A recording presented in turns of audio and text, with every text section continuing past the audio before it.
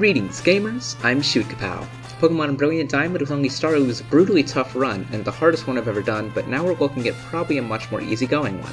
Today is the day I figure out if I can beat Pokemon LeafGreen with only one Aipom. Looking at its stats, it has 85 speed, which is decent, and 70 attack, a good amount for a first form Pokemon, even though Aipom doesn't exist yet. Only having one weakness is nice, too, but fighting is common in Kanto. Speaking of which, we're unsurprisingly frail with 55 across the board, and despite some decent special coverage, our special attack is only 40. In terms of level up moves, we get a handful of status moves and no coverage outside of Astonish. In terms of TMs, we get a lot of good stuff, including Dig, Shadow Ball, Brick Break, and Water Pulse for those pesky rocks. Not a lot, but enough. As always, I'm writing the script as I go along, so all this part is being written before the run has started. Leave your guesses on what level I need to be to win. I'm confident we can, and I'm hoping to be below level 80 when I do. Bruno is probably going to be our biggest obstacle along with annoying teams like Koga. Let's give a quick rundown of the rules. In combat I can only use Aipom. We're back to old gen, so other Pokemon are allowed for HMs, but none of them can be used in combat. No items in battle, only Pokeballs, held items, and items outside of battle are allowed. With all that out of the way, make sure to like and subscribe, and let's get right into the run. Using the Universal Pokemon Randomizer, we replace Bulbasaur with Aipom so we can do the whole run with it. We destroy Blue in our first rival battle with the power of Stab Scratch, and have a look at our stats. Our Aipom Luffy has a gentle nature, increasing our special defense and lowering our defense, which is gonna hurt against fighting types. We have the ability Pickup, which is virtually worthless, but at least our attack and speed are decent at this point. As we go through Viridian Forest, we're doing big damage to all the Pokemon, which I guess should be expected with such a relatively strong Pokemon. We're probably gonna need to be level 13 for Brock, since that's when we get Astonished, but we'll have a shot without it. First attempt at level 9, and yeah, we're way too frail for this. We have Sand Attack, but it takes way too many hits and we can't afford that many turns. Let's get to level 13 and try again. Okay, first attempt we make it past Geodude, but we still need good Sand Attack lock and flinches. Onix hits one bind and it's over. I'll get a few more levels until it becomes a slog and then try again. Man, I didn't expect it to be this bad. At level 18 we get good enough luck to chip down both Mons, getting us a win a little earlier than expected. Oh, and I also just realized this Aipom is female, so the name doesn't exactly make sense, but we ball. As usual, we tear through Mount Moon after that grind, and we also pick up the Thief TM, letting us actually hit the physically defensive rock types pretty hard. We also pick up Mega Kick on the following route, replacing Astonish and giving us a strong normal type option just in case. Now we've reached Cerulean City, and I want to go ahead and have a shot at Misty. Oh, also, we get Tickle level 25, basically reverse bulk up, which is nice and also our last good level up move. She leads Staryu, who goes down in one Mega Kick, but Starmie's much bulkier. Both Scratch and Thief do about a third, and we're unable to get her into Oko range with Tickle after she uses Recover and we go down to Water Pulse. I'll equip an Oranberry and try again, but I'm not expecting this fight to take much longer. Yep, on this attempt, we're able to barely get a win after getting hit to -2, missing, and getting infused off of Water Pulse. Starmie is always an issue to be fair. Now it's time to have a shot at our rival, but not before teaching Water Pulse in place of Thief to give us better coverage options. He leads with Pidgeotto, while hit with Mega Kick because there's no way that thing dies to one Scratch. Rattata does though, and next out is Charmander. It lives on a sliver from Water Pulse, but just uses Growl as we take it out in the follow-up. Finally is Abra, who just goes down to one Scratch anyway. Dang, that's the fastest Cerulean we've had in a while. Having a fast, strong Pokemon really pays off, especially when we just got Secret Power, a huge upgrade to Scratch. We're also getting Dig soon, so we'll probably replace the unreliable Mega Kick for that. If it's not 100% accurate, it's 50% accurate. I'm expecting most of the run to be a breeze from here, honestly, but there's no telling. After handing Blue's butt to him on the SS and stealing it back and then handing it to him again, we get the Cut TM and we're ready to take on Surge. I forgot to record it, but the Trash Can puzzle was first try. Oh, and we sweep the fight too. I think it's time to start avoiding trainers. We managed to make it through Rock Tunnel, and now we have some options. There's the rival in Lavender Town, and Erica and the Rocket Hideout in Celadon, along with my old friend Gambling. We likely won't need to resort to the slots for this run, but you never know. I decided to take on the rival first, and we actually had our first interesting fight in a while. Pidgeotto gets OHKO'd by a crit, but then Gyarados comes out, lowering our attack for the rest of the fight. We use Tickle on it, but then it crits us, doing almost half our health. We drop it to +2 as it barely does anything the next turn, and then we crit again to one-shot it anyway. Execute comes out and we do a little over half the secret power as it misses Hypnosis, and Kadabra is still a one-shot. Charmeleon's out last and it lives a Water Pulse, but just goes for Smokescreen, and we hit it on the next turn, winning the fight. Giovanni's a total pushover as usual, but next is Erica, who I'm expecting to be tougher. Her Pokemon specialize in status conditions, so equipping a Chesto Berry before the fight would be a good idea. Time for the fight! Victory Bell lives Secret Power on a Sliver but gets fully paralyzed and we take it out. Tangela also barely lives, but just misses Poison Powder. Finally, Vileplume's out, but it goes down exactly the same as Victory Bell, winning us the fight without a single scratch on us. That was kinda funny. You know what, I'm feeling like doing things a little out of order today. Let's go ahead and try Rival Fival in the Silphco fight. Okay, first try the Rival and we get crit by both Pidgeot and Gyarados and go down. Seriously? What is it with the crits in the rival fights? Okay, on the second attempt, Tickle lets us keep enough health to be above half going into Charizard, but he still does about half our health with Flamethrower and it looks like a possible 3-shot with Water Pulse. I don't think we're quite strong enough for this fight yet, so let's head down to Fuchsia. We get there and decide to have a shot at the Koga fight.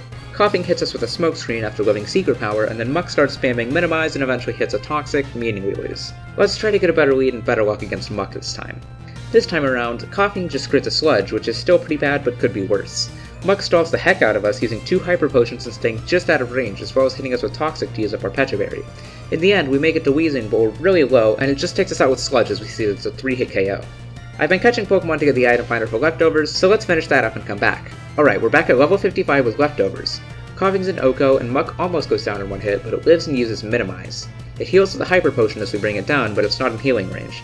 We miss our next attack, which is Strength now by the way, and get hit by a Sludge, but we take it out right after. His second Coughing is up, and we just barely miss the KO as it badly poisons us, but we take it out in the follow-up after it heals. Last is Wheezing, and we do about half as it hits a smoke screen, and we miss the KO on the turn after, our health slowly dropping. Luckily, we managed to score the winning hit right after, winning a tough but rewarding fight. Well, there's no better time for a boss rush. We take another shot at Rival Fivel, and Pidgeot goes down after 1 tickle. Gyarados drops our attack as usual, but it's a 2-shot with Strength. But then the Charizard comes out, we bring it to a Sliver, and then it just 2-shots us with Flamethrower. This is a bit of an issue. Let's clear out the place to try again. We come back at level 61 and Pidgeot's an Oko. Gyarados goes down at -1, and we bring Charizard to a Sliver with a crit Water Pulse as it has our speed and Scary Face. And then we get crit with a Flamethrower. It never fails. On the next attempt, Charizard gets 2-shot and doesn't get us below half with Flamethrower, and executes Stun Spore after it misses, letting us score 1 more Oko on Alakazam for the win. With that, it's finally time to take on Giovanni.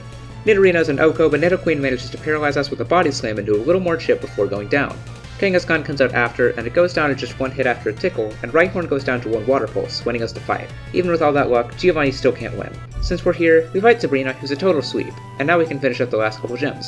Blaine's a total sweep, up until Arcanine, who burns us, and the chip damage does us in. Our second attempt lets us barely squeak by on a chunk of health, but we win nonetheless.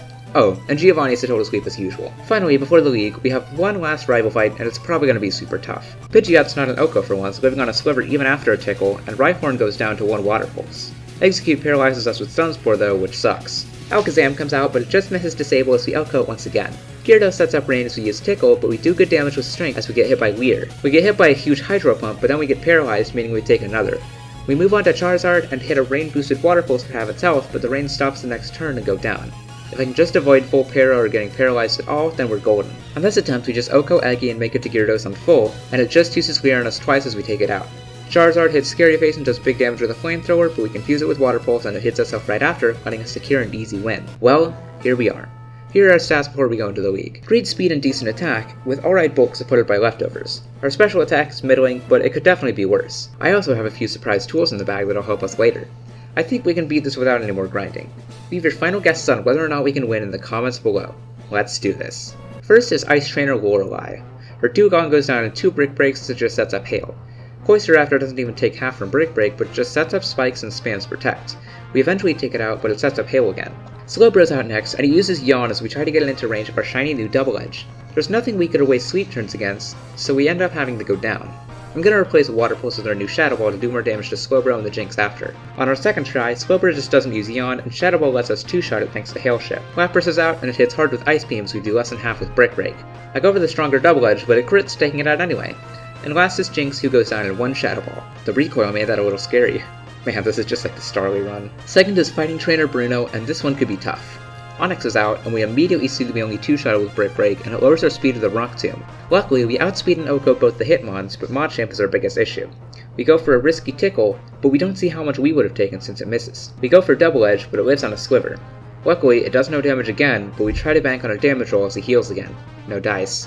We eventually take it out, but we're left on 1 HP, dooming us against Onix. Okay, we can win with the knowledge we have. I run a few more attempts, but Machamp still just Okos with Cross Chop at -1. I'll rerun for good luck, but Hitmonchan's also a damage roll with Double Edge, complicating things further. If I'd played better, I could have won on the first attempt, but I just didn't have the experience. Eventually, we get this run where Machamp just misses a Cross Chop, letting us 2-shot him to move on. What a fight. Third is Ghost Trainer Agatha. Gengar's an Oko with Shadow Ball, and Golbat goes down after a Shadow Ball and a Double Edge. Arbok's Intimidate is annoying, but it's still a 2-shot, as is the second Gengar, and our final Pokemon Haunter goes down to a crit. Nice easy fight. The fourth member, Lance, probably won't be easy though. Now seems like the time to replace Shadow Ball with Shockwave to hit Gyarados super effectively. It scores a 2-shot as we heal off Dragon Rage well. Aerodactyl looks like a 3-hit KO, but a crit takes it out easily. Dragonite's out next though, and does huge damage with Outrage. We have a spare Brick Break TM, so we have a free move slot to try out some shenanigans. However, Aerodactyl's very likely to hit us with Scary Face, meaning Dragonite's likely to get off Safeguard before we can status it. This fight's going to be tough to crack. The first strategy I try is Attract.